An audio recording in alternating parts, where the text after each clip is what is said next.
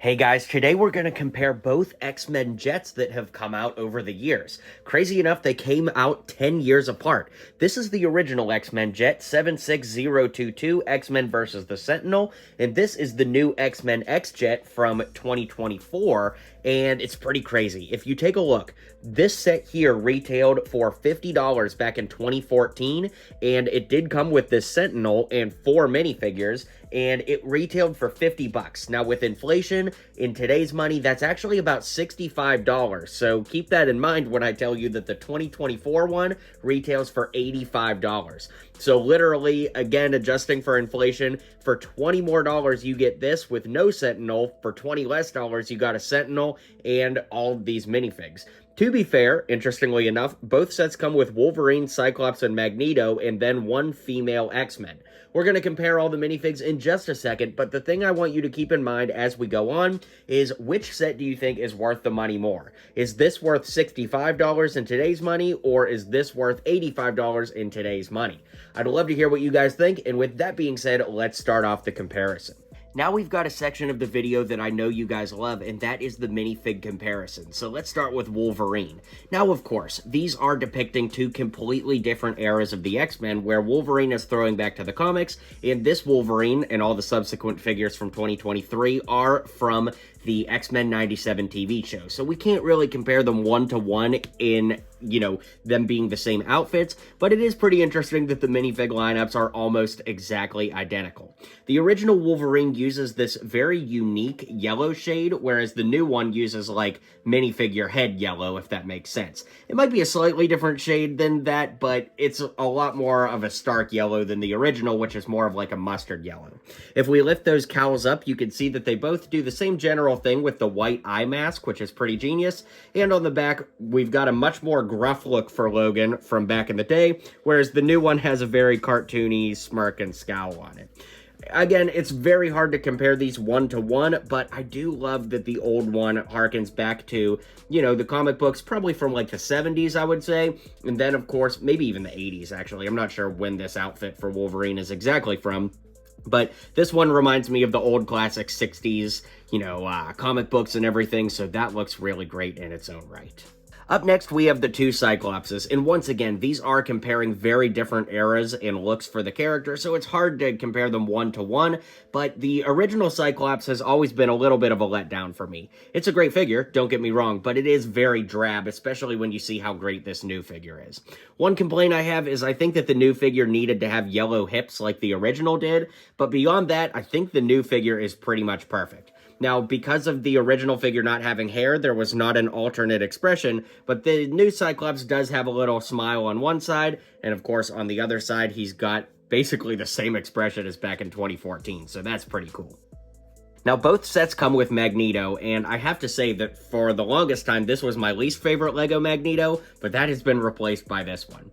I don't know, this outfit is just so goofy to me. That doesn't mean it's not accurate to what we're going to see in X-Men 97, but it does mean that it's a goofy outfit still, with that big M on the torso. As I said in my review video, if I had awesome magnetism powers and I was going to leave the house, this is not the outfit I would choose to wear, but I digress.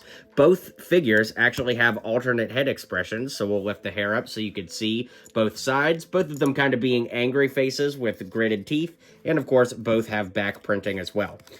I really don't love the 2014 Magneto. I mean, it does work. It's a great figure, don't get me wrong. But the new one, God, it's just so bad. So, it's kind of interesting that both sets come with Magneto and both are objectively not super desirable compared to the very first one from 2012. And finally, the hardest figures to compare are Storm and Rogue because they're both the females that come in their respective sets, but of course they're nowhere near the same character.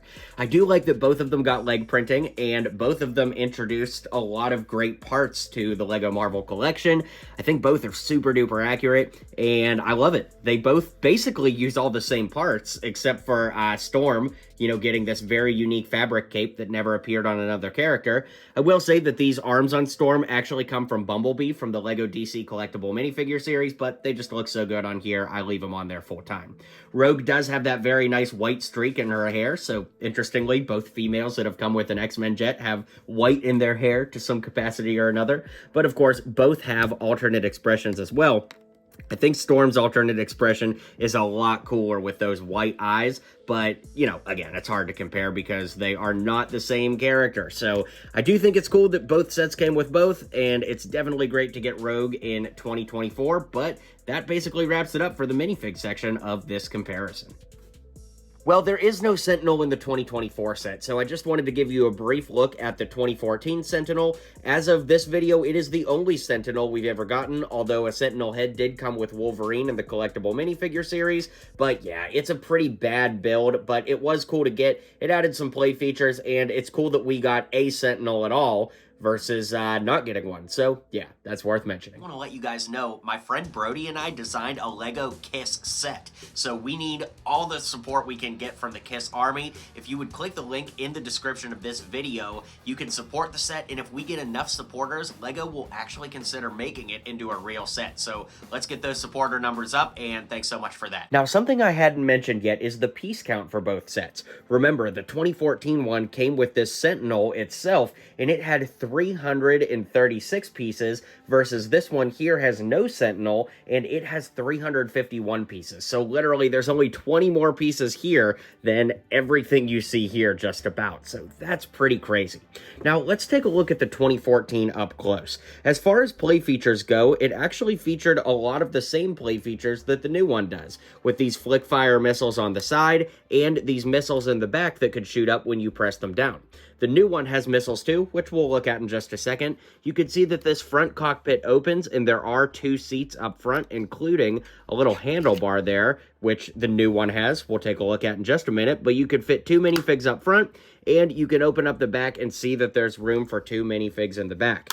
Interestingly, we also get a sticker there that has a warning sign and a Sentinel face on it.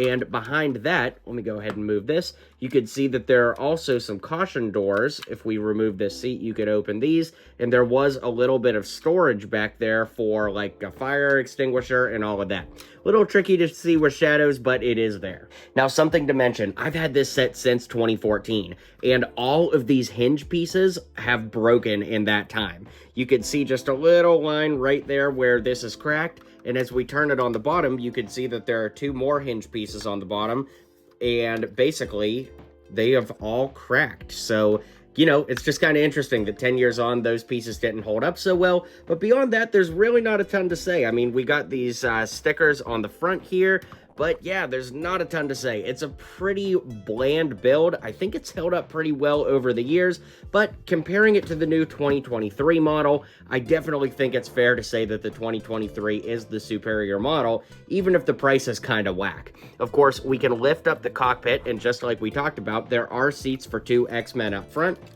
There's also those handlebars there for controls. If we zoom in, you can see we've got lots of stickers there, like one with Magneto on it. We've got a little X symbol there and a magnetism thing, presumably checking out Magneto's powers. But I love all the detail in the stickers here that the original does not have. Those thrusters are really great, and there's all kinds of flips and switches that look awesome. As we move, you can see that there are 2 stickers on the side here, and we can open up this back area where, once again, there are 2 seats here. Instead of facing each other like the last time, they're both facing the backward position. And if we move this, you can see that there are lots of references. Once again, there is a Sentinel reference on that sticker, and we've got some schematics here for the ship that they're flying, the X-Jet that is, that are hidden behind that blue panel screen. We do have some storage here, just like the original had. You do have to lift up this panel, and then you can pull this out. And there are 2 containers here that have one by one red studs in there. Basically, those just lock in place right there. Got some stickers here. Got some X stickers on the wings as well. Interestingly, both sets use the same wing piece, those big blue wings. There's what it looks like from the back with those turbines, and just like the one we looked at, we do have some red missiles this time as opposed to blue, and we do have some stud shooters on the bottom here with some stickers. So that's pretty crazy. Of course, the size comparison, when we look at both of them, the new one is pretty significantly bigger. Perhaps the best way to do this would be to like show them like this so that you could see the size difference starting from the same spot. So the new one is significantly bigger, which is crazy because it has only 20 more pieces, and the Sentinel isn't included in those pieces, so it is pretty crazy, but I do think both models look good.